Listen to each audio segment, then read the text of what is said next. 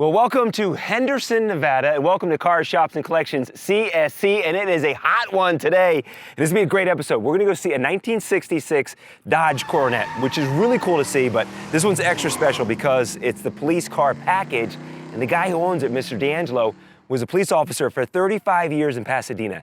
He started on the force in 1967. His first patrol car, a 1966 Dodge Coronet. Let's go see Mr. D'Angelo. So here's the thing about Mr. D'Angelo. We set up the shoot, and we're talking about seeing his Dodge Coronet, and like we discovered with all car people, there's always a, oh, by the way, I've also got. So he's got a second car we're gonna check out on this week's episode, or maybe be a part two. We'll see. Should be expecting this. Let's go find Mr. D'Angelo. Mr. D'Angelo.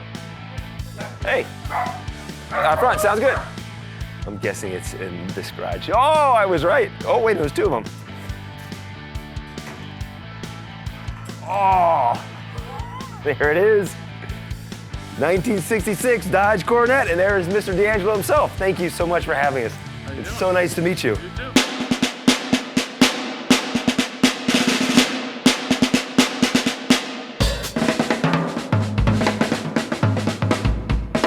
Hi, I'm Jay D'Angelo.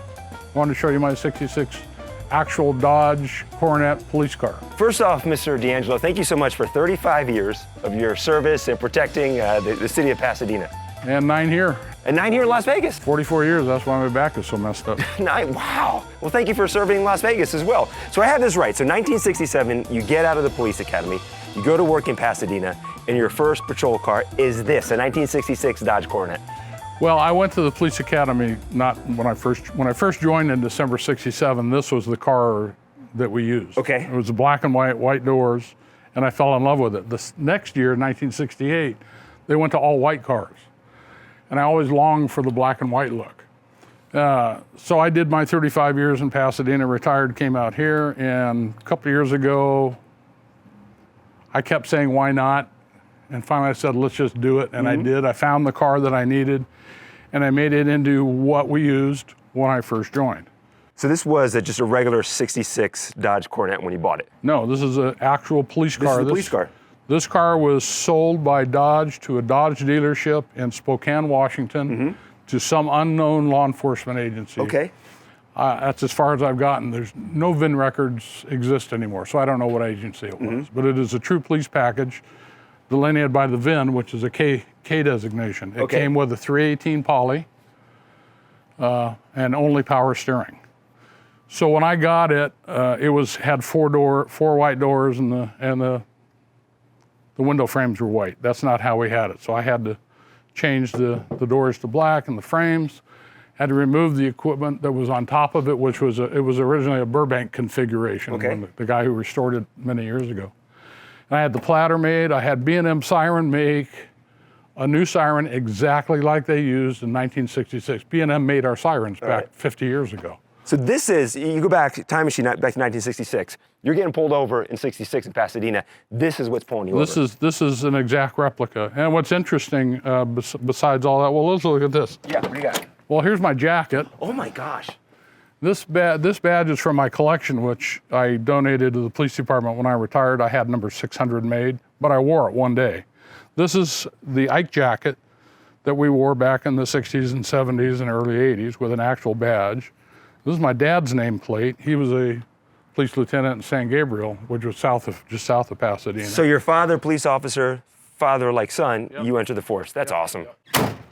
So anyway, the interior, the city gave me the seals and the blessing, and I configured the overheads to how they were supposed to be. And the back window is my old uniform cap, baseball caps, and of course the ride helmet that we used. So the 66 Dodge Coronet, I mean, it was just kind of like a muscle car. It didn't have power brakes, didn't have power steering, no AC.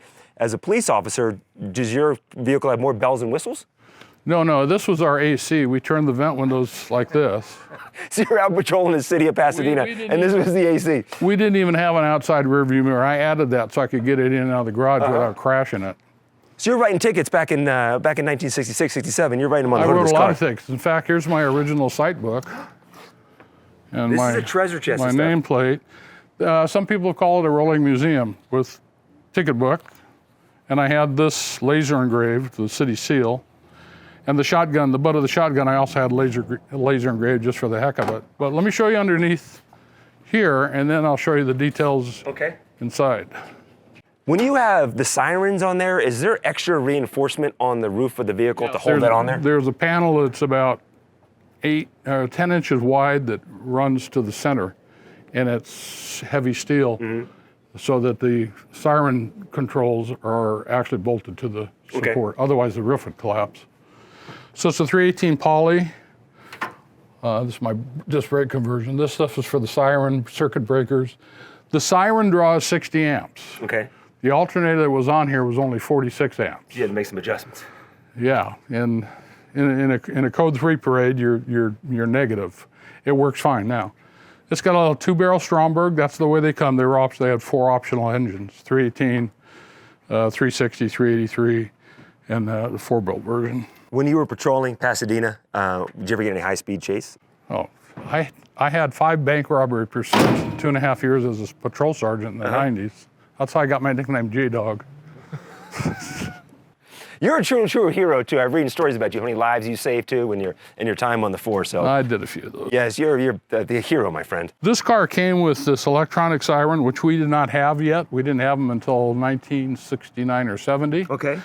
This is called a firefighter. This is one of the original electronic sirens from the 60s, one of the first. It's very, very rare. I decided to leave it in there. I put the speaker under the hood, so I actually have dual sirens. This is a hot sheet. If you look at that hot sheet. Can I go around the driver's side? Yeah. Okay. That hot sheet is dated November 66. It is a list of stolen vehicles in Los Angeles County. That's how we found stolen cars. We would check the license plate of the car in front of us to see if it's on the list. If it was on the list, it was stolen. So obviously no computers back in 1966, the late 60s. You pull someone over, you see the plate LFG 455, you know that car is hot. You're calling in for backup. Exactly. We would get a new hot sheet every couple of days. So they would keep updating this hot sheet? Yeah, every couple of days. We'd go down to LAPD to pick them up and pass them out. Oh, wow. That's how you did it then. Would you look over this beforehand to kind of like... Oh, yeah, you would. Yeah. So something jumps out to you? Uh-huh. What do we have here? What's here in the center here? Vehicle code? What's some of this stuff here? Well, there's a parking citation. We didn't get radios until around late 69, early 70, portable radios. But when we did, they were these big things. It's like the original cell phone. We call them bricks. Uh-huh. This is my original flashlight. There's a vehicle code book, my original wood baton, California vehicle code from 67. So this would be you pull someone over, or you can show them. Well, that's why I have to, if I needed to look up a particular code. And then the clipboard has got some Pasadena Police forms. Look at this, Gene. There's what we call an FI sheet here, FI card. If we pedestrian pulled you over, we'd fill that and they'd file these things. That was before computers too. And this template was for making accident diagrams. Now, so there's no bars here or cage here. We didn't get those. Pasadena didn't go to those until late 70s, 78, 79, and then there were cages. Now, JC, why do you know about the cage? I've been told. But well, if we were transporting a prisoner alone, the prisoner would sit in the front seat with his hands behind his back and the seatbelt on. If it was a 2-man unit, then the officer would sit behind the driver, and the prisoner would sit in the right rear. And he would be protecting the driver. But if it was the late 60s, Pasadena, some hippie smoking a joint or something, you arrest him, you got to take him down. You just put him in the back seat and just have a friendly conversation with the person? No. Back then it was a felony. They went to jail. Times have changed. Yeah. It's a rolling time machine. This is so neat to see, and so many stories behind this car. Can we go for a ride? Sure can. Gene, Gene's going in the back of the police car. Yeah, I get the back seat. Actually, I kind of want to ride in the back too. I think that's kind of a trip to ride in the back. We got to put you in cuffs though.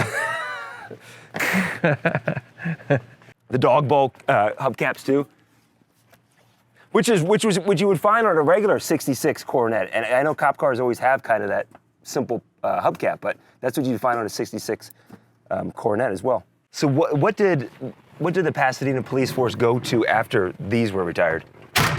We went to 68 Dodges. Okay. And then they had 69 Coronets also, and 70 they went to Plymouth Fury 3s. 71, they had Dodge Poleros. And then we went to the Matadors. Side note, remember Adam 12? Yeah. The four Matadors used on the Adam 12 show. When the show folded, we bought those cars. Oh, you did? They were all black and white. The station wagon, the Hero car, which Reed Malloy drove, the second Hero car, which his backup people drove, and the camera car. The camera car was black and white, but it wasn't a police package. You know, the close-ups. The camera car became a detective unit. We repainted the other ones white, and I drove Reed Malloy's car for a year. Did you really? Oh, yeah. The thing I wish I had done, which I didn't, was get the VIN numbers. True. Yeah, you're not thinking of that stuff back then. Boy, if I had the VIN numbers now. In Hero, in the TV movie world, Hero is the car or prop that's seen on camera. Yeah. So there's Hero props, and when you're looking at movie props and it says Hero, that means it's been showcased on the show or movie. Boom. How often do you take this out? Usually every Saturday, sometimes more. I go to most of the car shows. Well, you put on one of the biggest car shows in Boulder City, which is about 20 minutes from here. The injured driver, the Injured Police Officers Fund is what the money raised from the car show goes to. Right. It happens every spring.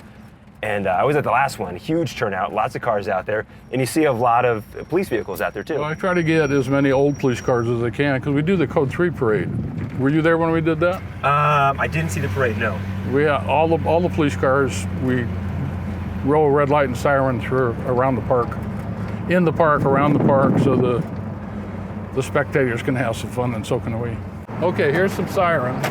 Ready for the sirens?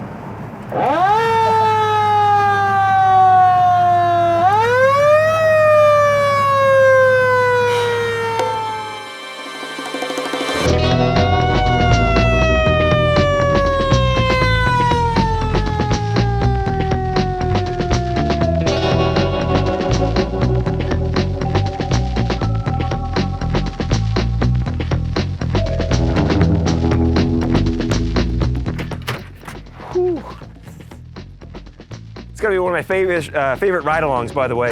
Thank you so much, Mr. D'Angelo. I truly appreciate it. Sir, you're sure welcome. For your time and your service. And you also have one other vehicle, which we learned is when one car person has one car to show us, they normally have 2 or 3. Yeah. And you've got something behind Gene. It's a 1981 Buick LeSabre Limited, less than 25,000 miles. I want to break that down, but let's save that for, let's have this to be continued. Let's break that down on a future episode of Car Shops and Collections and wrap this one up. Sure, anytime. So thank you so much. All right, thanks again. Appreciate it. Thank you. Nice meeting you.